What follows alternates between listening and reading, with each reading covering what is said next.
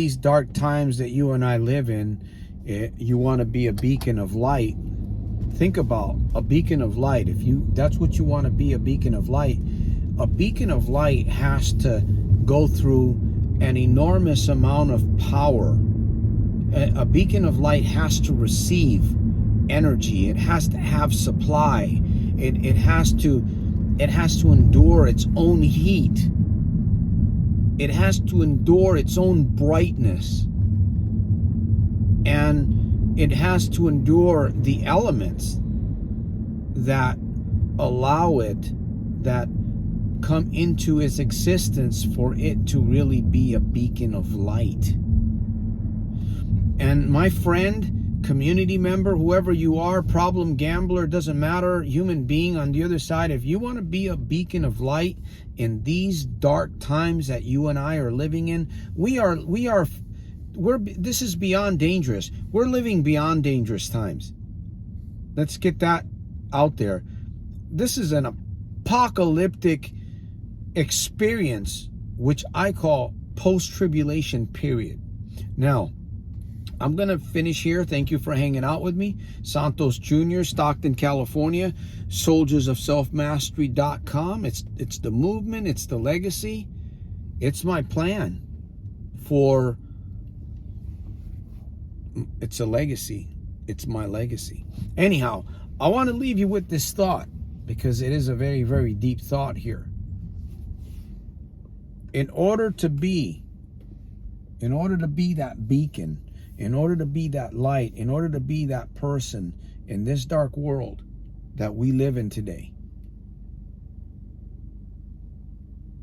you're going to have to be willing to spend a lot of time with yourself. You're going to have to spend a lot of time looking at your life, studying, recalculating, readjusting, identifying the focus thieves. There's many of them. You have many focus thieves in your life. They're horrible. Sometimes they're not so bad. There are those focus thieves that are just pure vampires. They're going to suck your blood. What do you mean they're going to suck? Life is in the blood. The Bible speaks about life being in the blood. I wanted just to get that out there and just leave you with some food for thought here in this video about being a beacon, about being a powerhouse, about being not a taker and not a giver. Not just a giver, but not a taker, a contributor. Someone that knows how to barter. Someone that knows how to get a good exchange. Someone that knows how to negotiate. You have a gift, you have a craft, you have a specialty. There's something about you that you can do better than anybody else. Maybe you're discovering it right here in front of this video. Maybe you haven't discovered it. Maybe you know what it is already 10 years ago, and you're just now really beginning to realize, I better get my act together. I want to be a beacon of light. And let me tell you something about a beacon of light. I'm going to be ending here. I want to thank you for hanging out with me. I truly want to thank you for taking just a few minutes of your life and hanging out with me here.